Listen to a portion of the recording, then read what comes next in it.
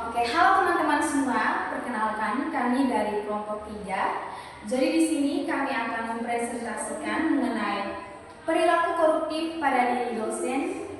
Dan seperti yang kita ketahui, kemarin kita sudah pelajari bagaimana kasus korupsi yang terjadi pada mahasiswa. Jadi saat ini kita akan belajar mengenai kasus korupsi yang terjadi dalam diri dosen. Oke, saya Novin CKH dengan NIM 2401050046. Sebagai pemateri pertama, akan menyampaikan kasus mengenai gratifikasi dalam diri dosen. Oke, teman-teman, perlu kita ketahui bahwa integritas akademik merupakan fondasi yang paling penting dalam penyelenggaraan pendidikan tinggi. Namun nyatanya sering kita temui banyak sekali kasus-kasus korupsi yang dilakukan baik oleh mahasiswa maupun dosen. Nah, contoh kasus korupsi yang dilakukan oleh dosen itu bisa berupa gratifikasi, kemudian ada penyalahgunaan wewenang, pemerasan, korupsi waktu, dan masih banyak lagi. Nah, jadi di sini kami akan membahas contoh-contoh kasusnya, kemudian cara pencegahannya itu bagaimana, dan juga ada solusinya. Nah, saya akan membahas satu contoh kasus. Yang pertama itu ada dosen menerima gratifikasi dari mahasiswa. Nah, seperti yang kita ketahui bersama bahwa gratifikasi itu sebenarnya adalah tindakan suap, di mana dosen itu menerima imbalan dari mahasiswa bisa berupa uang ataupun bentuk lain. Nah, seperti hal ini atau ketika dosen itu menerima fasilitas sebagai imbalan atas nilai bagus atau kelulusan, atau juga kemudahan saat proses skripsi yang dianggap sebagai bentuk suap terselubung oleh KPK atau Komisi Pemberantasan Korupsi.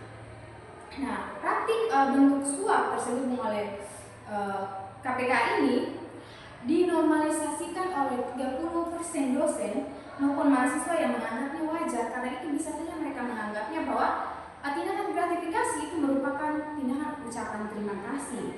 Nah, contoh kasusnya ini mencakup oknum dosen yang menerima gratifikasi, contohnya tadi itu bisa berupa uang untuk memperlancar akademik mahasiswa.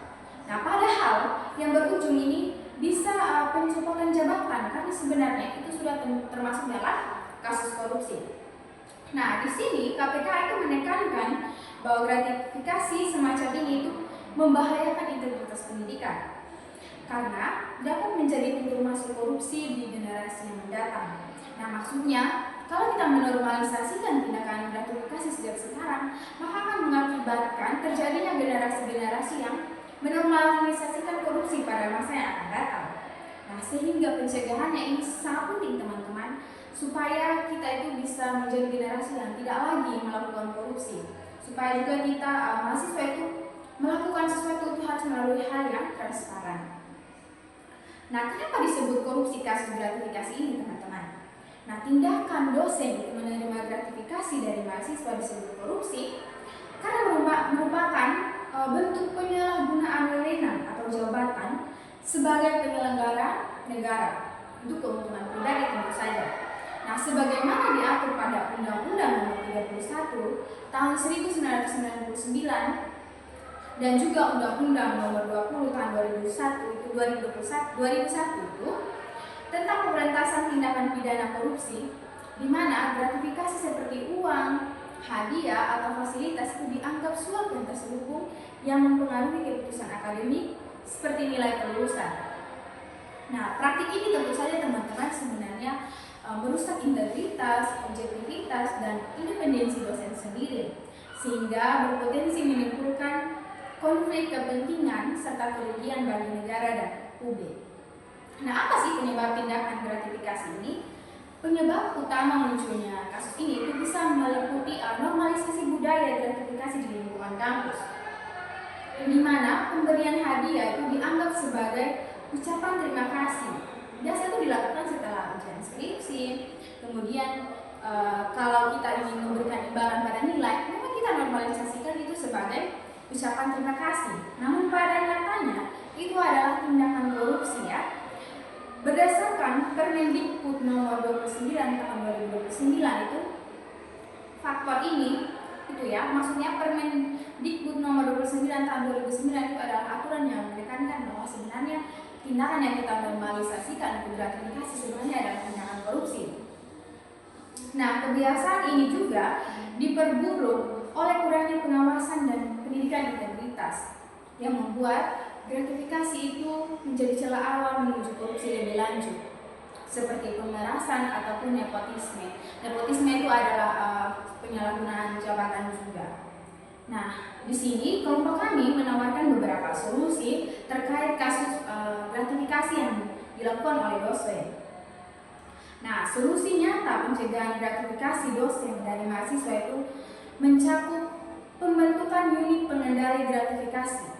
Jadi kita bisa membuat unit pengendali gratifikasi kampus ini supaya digunakan untuk melaporkan dan mengelola pemberian hadiah secara transparan, seperti menyediakan lemari khusus atau mengembalikan barang ke pihak berhak, serta menyalurkannya ke yang membutuhkan jika tak bisa dikembalikan. Nah, jadi maksudnya di sini unit pengendali gratifikasi ini kita sediakan supaya hadiah-hadiah itu disimpan ke situ ataupun disalurkan kepada orang-orang yang membutuhkan kalau memang hadiah itu tidak bisa dikembalikan begitu. Nah, salah satu penerapan peraturan tegas itu salah satu solusi yang sebenarnya sudah ada, namun karena dari diri kita sendiri itu kita tidak menghiraukan, makanya sebenarnya sudah ada aturan tegas itu melalui Permendikbud nomor 29 tahun 2019 itu tentang pengendalian gratifikasi di lingkungan pendidikan dan kebudayaan. Nah, secara eksplisit sebenarnya melarang dosen dan tenaga kependidikan menerima segala bentuk gratifikasi dari mahasiswa. Nah, hal ini juga didukung oleh Peraturan KPK itu nomor 2 tahun 2018 tentang pedoman pelaporan dan penetapan status gratifikasi dengan sanksi disiplin bagi pelanggar. Nah, upaya lain teman-teman bisa meliputi sosialisasi intensif dan workshop KPK seperti program penguatan integritas ekosistem perguruan tinggi negeri. Nah, ataupun juga kita bisa menyediakan e-learning anti korupsi untuk dosen dan mahasiswa, serta meningkatkan marwah profesional dosen melalui pendidikan etika untuk membangun mental korupsi. Nah, secara kesimpulannya dari kelompok kami dengan kasus ini menawarkan solusi itu yang pertama itu dengan pembentukan unit pengendali gratifikasi. Kemudian ada aturan tentang dosen menerima gratifikasi itu dilarang. Kemudian yang ketiga bisa juga kita melakukan workshop atau e-learning yang bisa menjadikan pelatihan supaya kita bisa mengerti sebenarnya tindakan dosen menerima gratifikasi itu adalah tindakan yang tidak perlu dilakukan, maksudnya tidak bisa kita lakukan karena itu termasuk dalam kasus korupsi. Oke, kasus kedua akan dijelaskan oleh teman saya selanjutnya.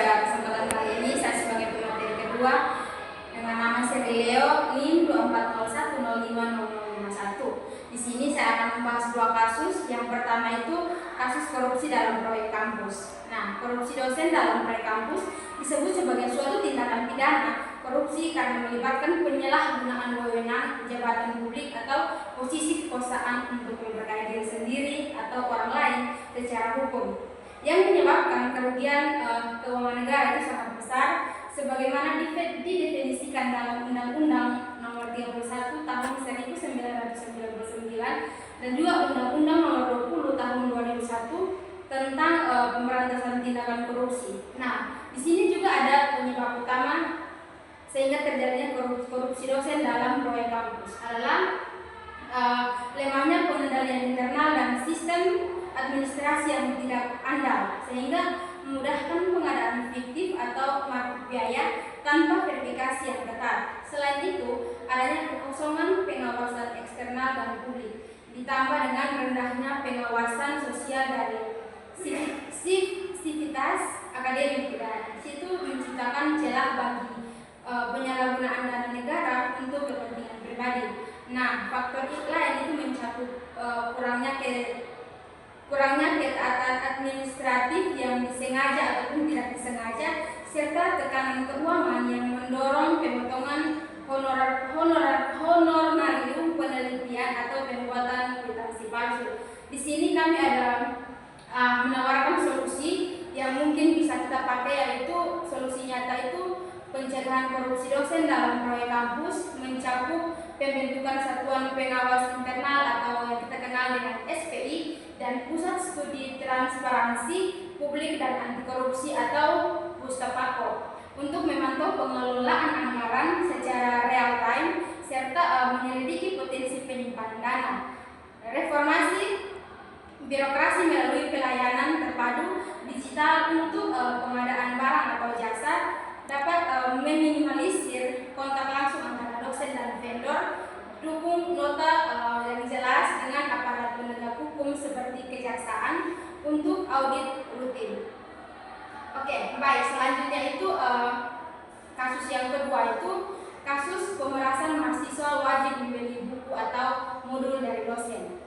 Nah, di sini kasus pemaksaan mahasiswa membeli atau buku dari dosen sering terjadi di berbagai kampus di Indonesia.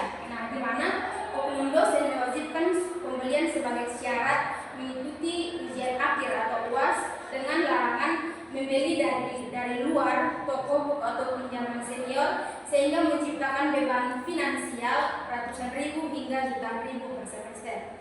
Nah, praktik ini dinormalisasi dengan alih mendukung pembelajaran optimal, namun sering melibatkan buku karya dosen atau kolaborasi penerbit yang menimbulkan kesan komersialisasi pendidikan dan pelanggaran etika akademik karena bertentangan dengan uang kuliah tunggal atau UKT yang seharusnya mencakup akses bebas ajar. Nah, keluluhan mahasiswa memuncak melalui media sosial dan laporan ke pimpinan kampus, memicu respon vektor seperti investigasi dan peringatan, meskipun kasus serupa masih marak di berbagai fakultas.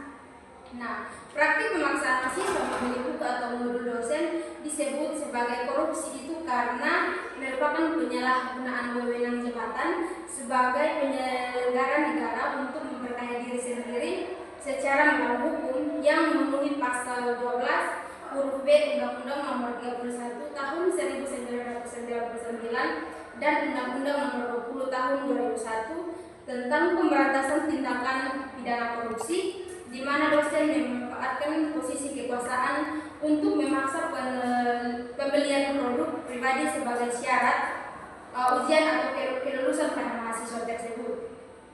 Nah, bentuk ini termasuk eksploitasi peserta didik dan pungutan liar di sektor pendidikan yang merugikan negara melalui hilangnya kepercayaan publik serta dana UKT-nya itu seharusnya mencakup bahan ajar yang gratis, tapi dia menciptakan suatu konflik kepentingan dan kerugian ekonomi bagi mahasiswa. Nah, di sini adapun solusi nyata untuk mengatasi pemaksaan mahasiswa membeli buku atau modul dosen adalah mahasiswa melaporkan ke pimpinan jurusan atau wakil dekan secara internal didukung bukti seperti pesan WhatsApp atau kesaksian teman sekelas. Nah, sehingga dapat memicu investigasi dan sanksi administratif seperti teguran tertulis atau penundaan hak dosen. Sekian dari saya. Baik, perkenalkan, nama saya Maria Yuli Lebano dengan NIM 2401050041. Nah, di sini saya sebagai pemateri ketiga, dan di sini saya akan membahas lagi dua kasus yang diambil dari kelompok kami, yaitu yang pertama kasus tidak melaksanakan kewajiban mengajar. Nah, kasus dosen tidak melaksanakan kewajiban mengajar seperti sering bolos atau terlambat menjadi keluhan umum mahasiswa di berbagai kampus Indonesia. Nah, di mana dosen hanya hadir parsial atau diganti asisten, sehingga mengganggu proses pembelajaran dan penilaian akhir yang tercantum di sistem informasi akademik. Nah, praktik ini melanggar pasal 60 Undang-Undang Nomor 14 Tahun 2005 tentang guru dan dosen yang mewajibkan dosen merencanakan, melaksanakan dan mengevaluasi pembelajaran minimal 12 sampai dengan 16 SKS per semester. Nah, dengan batas absen maksimal 14 kali di luar UTS ataupun UAS serta berdampak pada penurunan indeks kinerja dosen, mahasiswa sering merasa dirugikan karena materi tidak tersampaikan optimal, sementara dosen tetap menerima gaji atau tunjangan profesi. Nah, ini memicu tudingan pengingatan tugas sebagai PNS. Nah, di sini ada faktor penyebab utama dosen sering tidak tidak masuk atau terlambat mengajar, yaitu beban tugas administratif berat seperti KMUI, pengabdian masyarakat, dan penelitian tridharma perguruan tinggi yang mengubah prioritas mengajar menjadi sekunder. Nah, faktor lain yaitu meliputi prioritas pribadi seperti tugas belajar, cuti atau kesibukan eksternal, ditambah dengan kurangnya sanksi tegas, sehingga dosen merasa aman meskipun melanggar kewajiban minimal 12 sampai 16 SKS per semester sesuai Undang-Undang Nomor 14 Tahun 2005. Nah, rendahnya motivasi juga disebabkan gaji tidak layak dan budaya arogansi di mana dosen memanfaatkan ketergantungan mahasiswa tanpa pengawasan ketat dari fakultas. Nah, di sini ada beberapa solusi nyata, yaitu mencakup penerapan presensi digital real time, terintegrasi sistem informasi akademik untuk memantau kehadiran dosen secara otomatis, dengan pemotongan gaji profesional jika absen melebihi 14 kali di luar UTS ataupun UAS. Fakultas menerapkan sanksi bertahap seperti teguran pertama hingga ketiga. Diikuti usulan pemberhentian bagi pelanggar berulang serta evaluasi indeks kinerja dosen yang mempengaruhi tunjangan profesi. Nah, mahasiswa dilibatkan melalui laporan anonim ke Satuan Pengawasan Internal atau BEN. Sementara kampus mengoptimalkan pengganti dosen tetap dan pelatihan disiplin kerja untuk memastikan Homebase S1 terpenuhi. Nah, kasus berikutnya yaitu kasus kepentingan dalam penilaian. Nah, kasus konflik kepentingan dalam penilaian oleh dosen sering melibatkan penyalahgunaan wewenang untuk kepentingan pribadi seperti manipulasi nilai disiakat sebagai imbalan bantuan jurnal atau publikasi tanpa kredit, pemaksaan mahasiswa datang ke rumah dosen dengan ancaman nilai buruk, serta job deskripsi yang merusak objektivitas akademik. Nah, praktik ini melanggar prinsip integritas karena dosen sebagai penyelenggara negara memprioritaskan keuntungan pribadi seperti royalti, jurnal atau uang publikasi sebesar 200.000 per artikel yang mempengaruhi keputusan nilai dan bimbingan serta tidak adil. Dampak mencakup hilangnya kepercayaan sivik akademik, pelanggaran etika seperti yang diatur Komisi Etika Penelitian, serta potensi sanksi hukum atas konflik yang kepentingan yang tidak dideklarasikan. Nah, ada pun faktor penyebab yaitu konflik kepentingan dosen dalam penilaian mahasiswa adalah tekanan finansial seperti kebutuhan royalitas publikasi atau jurnal yang mendorong memanipulasi nilai sebagai imbalan bantuan mahasiswa sesuai Freud atau lemahnya pengawasan internal dan sistem administrasi memungkinkan dosen memanfaatkan wewenang tanpa deklarasi konflik kepentingan, ditambahnya normalisasi budaya gratifikasi akademik di mana integritas etis tidak terinternalisasi. Nah, faktor lainnya itu mencakup pragmatisme dan keserakahan pribadi dengan minimnya sanksi yang membuat pelaku rasionalisasi tindakan sebagai cara cepat tanpa konsekuensi setimpal.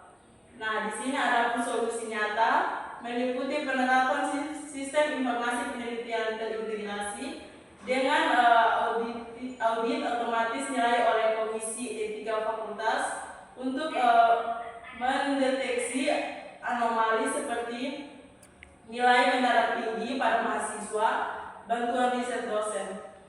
Nah, dosen wajib deklarasi konflik kepentingan secara online sebelum bimbingan atau ujian, didukung pelatihan integritas via ASPAKI, KPK, dan sanksi terhadap dari teguran hingga pemecatan. Nah, mahasiswa dilibatkan melalui laporan anonim via aplikasi kampus dan evaluasi dosen 360 derajat yang mempengaruhi IAD serta tunjangan profesi.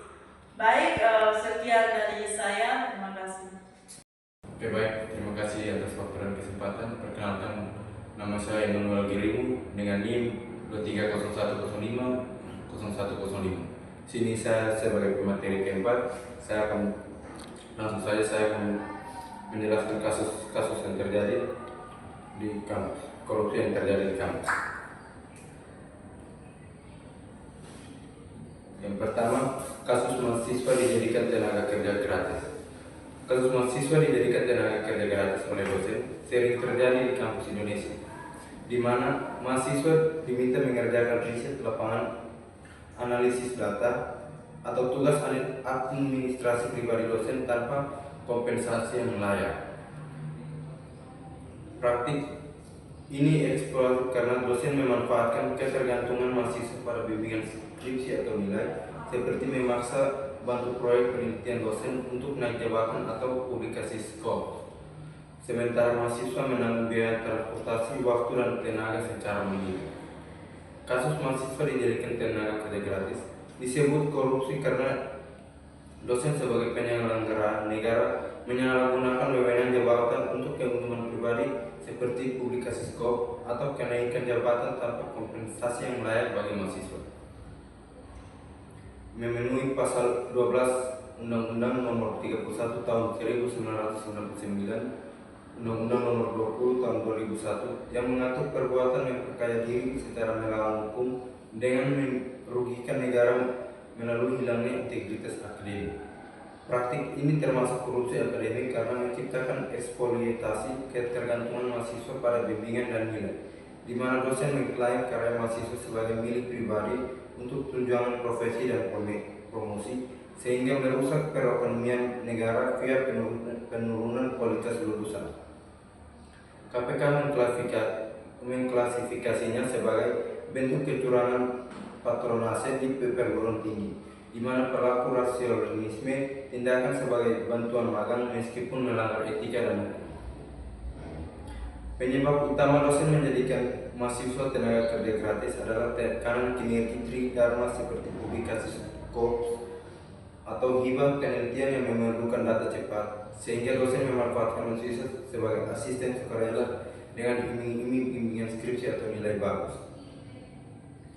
Solusi nyata meliputi kampus menerapkan regulasi kompensasi riset wajib seperti honor 100 sampai 200 ribu per tugas lapangan atau kredit atau stok nama mahasiswa di publikasi dosen sesuai pedoman etika penelitian Kemendikbud.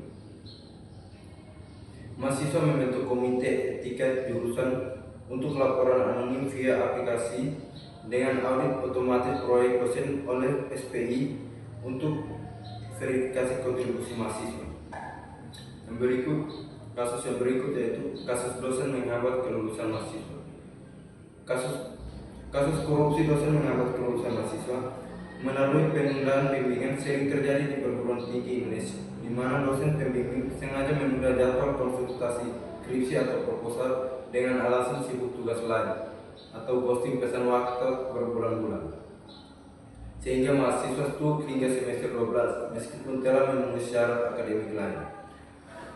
Praktik ini eksploitatif karena dosen memanfaatkan ketergantungan mahasiswa pada persetujuan bimbingan untuk memaksa bantuan pekerjaan rumah tangga atau riset pribadi tanpa kompensasi, melanggar pasal 60 Undang-Undang Nomor 14 tentang guru dan dosen yang mewajibkan bimbingan efektif minimal 12-16 SKS.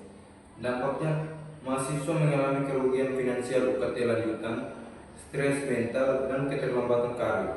Dengan kasus mencuat di Unimor, Kemenanu, dan kampus Salatiga yang memicu laporan Ombudsman serta tuntutan ganti dosen. Penyebab dosen menunda bimbingan skripsi sehingga menghambat kelulusan meliputi kesibukan tugas lain seperti mengajar, penelitian, dan kunjungan kerja luar daerah. Faktor lain adalah ketidakcocokan antara dosen dan mahasiswa, di mana dosen memberikan revisi berulang hingga 12 kali atau ghosting pesan karena tinggal di luar kota. Ditambah minimnya motivasi dosen dan lemahnya pengawasan fakultas.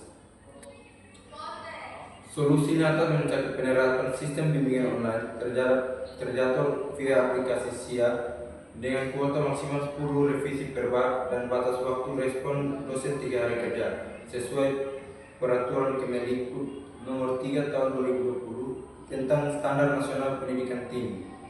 Fakultas menerapkan mekanisme ganti dosen pembimbing otomatis jika absen bimbingan 2 minggu berturut-turut dengan laporan mahasiswa via aplikasi anonim ke SPI dan sanksi pemotongan tunjangan profesi. Kampus wajib audit triwulan progres skripsi oleh komite jurusan, memastikan bimbingan efektif minimal 12 kali per semester seperti diatur Undang-Undang Nomor 14 Tahun 2005. Ya, sekian dari saya. Terima kasih. Selamat siang, perkenalkan nama saya Dendri yang akan terbana NIM 2401050022. Jadi saya di sini sebagai pemateri ke-5 dan kasus yang saya ambil itu yang pertama itu penundaan nilai atau penundaan nilai. Nah, kasus ini adalah kasus di mana ketika dosen sering melakukan penundaan nilai atau lambat memasukkan nilai ke dalam siakat atau siadik nona. Nah, hal ini biasanya dilakukan untuk mendapatkan keuntungan seperti setelah bayar uang atau kantor pribadi sebagai balasan ketidakhadiran dalam perkuliahan dengan mengurus akses ilegal ke siakat oleh oknum staf atau perintah dari dosen. Nah, dosen menunda input nilai seperti ini itu disebut kasus korupsi karena merupakan penyalahgunaan wewenang jabatan publik untuk memeras atau memperkaya diri karena melawan hukum seperti menahan nilai di siakat sebagai tekanan agar mahasiswa membayar uang atau kartu riset pribadi. Nah, hal ini memenuhi pasal 12 Undang-Undang Nomor 31 Tahun 1999 Nomor 2 dan Undang-Undang Nomor 20 Tahun 2001. Praktik ini merugikan negara melalui hilangnya integritas akademik dan dana UKT mahasiswa yang terbuang karena keterlambatan administratif termasuk manipulasi akses siakat ilegal. Nah, penyebabnya apa sih? Penyebab utamanya itu adalah kelalaian dosen yang mengabaikan batas input nilai sesuai kalender akademik karena kesibukan pribadi atau sikap yang tidak disiplin. Terus solusinya nyata meliputi auto assign nilai C jika untuk dosen telah input setelah batas waktu misalnya 31 Januari dengan kesempatan input ulang via surat permohonan ke pimpinan fakultas. Nah, setelah itu fakultas membentuk tim penjamin mutu untuk monitor real time via siakat atau siarik nona. Nah, ada juga solusi kedua yaitu pemotongan tunjangan bagi dosen. Nah, seperti itu. Terus kasus yang berikut atau kasus yang kedua itu kasus korupsi akademik berbasis kuota penelitian dosen. Nah, dosen senior memiliki banyak kuota penelitian wajib atau misalnya untuk kenaikan jabatan atau publikasi memaksa mahasiswa untuk menjadi peneliti bayangannya. Nah, tentu saja mahasiswa diminta untuk mengerjakan seluruh proses penelitian, pengumpulan data, analisis, hingga penulisan laporan, tetapi nama mahasiswa tidak dicantumkan sama sekali di laporan maupun jurnal. Nah, dosen kemudian mengklaim penelitian tersebut sebagai karyanya sendiri untuk mendapatkan intensif penelitian dari kampus besar dan mendapatkan keuntungan sebesar jutaan rupiah. Alasan disebut korupsi karena penyalahgunaan jabatan akademik untuk mengeksploitasi tenaga mahasiswa.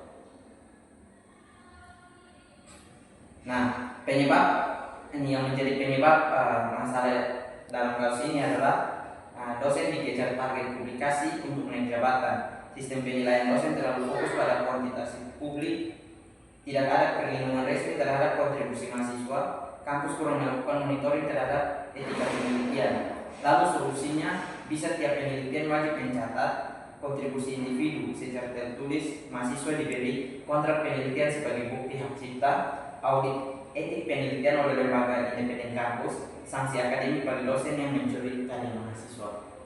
Itu saja yang saya sampaikan. Baik, perkenalkan nama saya Diki Gaista Asimanenta dengan NIM 2301050101. Di sini saya akan melanjutkan kasus yang terakhir dari kelompok kami, yaitu korupsi infrastruktur kosmetik kampus yang menimbulkan kerusakan. Korupsi infrastruktur dan kosmetik kampus yang menimbulkan kerusakan merujuk pada praktik penyalahgunaan anggaran negara melalui markup biaya proyek pembangunan, penggunaan material murah berkualitas rendah atau komisi tender sehingga fasilitas tampak megah secara visual tetapi rapuh struktural dan cepat rusak. Korupsi infrastruktur dan kosmetik kampus menyembunyikan kerusakan melibatkan penyalahgunaan dana negara melalui markup biaya proyek, pengadaan material murah berkualitas rendah atau komisi tender sehingga pembangunan tampak megah di permukaan tapi rapuh struktural dan cepat rusak. Memenuhi pasal 2 UU nomor 31 tahun 1999, JUU nomor 20 tahun 2001 karena menyebabkan kerugian keuangan negara rupiah. Praktik chat sempot ini merugikan publik karena pendidikan untuk fasilitas berkualitas dialihkan ke kantor pribadi pejabat kampus dan kontraktor yang menghambat pembelajaran mahasiswa. Penyebab utama korupsi antara pimpinan kampus, dosen pengawas proyek, dan vendor berkedip tender fiktif atau penyelenggaraan volume pekerjaan, ditambah minimnya audit independen BPK atau KPK yang memungkinkan menyembunyikan cacat bangunan dengan renovasi kosmetik murah. Tekanan prestis kampus untuk tampil mewah dan aktivitas atau promosi jabatan mendorong prioritas visual daripada fungsional, diperburuk lemahnya pengawasan masyarakat akademik. Solusi nyata mencakup pemasangan dashboard digital real time untuk monitoring proyek lebih besar 10 miliar via LPSR integrasi KPK dengan audit forensik wajib SPI kampus dan whistleblower anonim mahasiswa atau BEM. Kampus menerapkan standar SNI ketat dengan verifikasi material oleh laboratorium independen sebelum pencairan 100% anggaran, plus blacklist kontraktor pelaku dan sanksi pidana bagi dosen pengawas. Pelatihan governance proyek via bagi KPK untuk rektorat memastikan transparansi tender rekrutmen. Baik, kesimpulan dari kasus yang telah kami ambil adalah kasus-kasus di atas menunjukkan bahwa pelanggaran etika akademik dapat terjadi karena lemahnya pengawasan, biaya koruptif dianggap wajar, dan penyalahgunaan wewenang. Upaya mencegah memerlukan peran aktif seluruh pihak kampus, baik dosen, mahasiswa, dan unit pengawas internal. Ketaatan pada etika profesi dan transparansi adalah kunci menciptakan lingkungan akademik yang sehat dan berintegritas.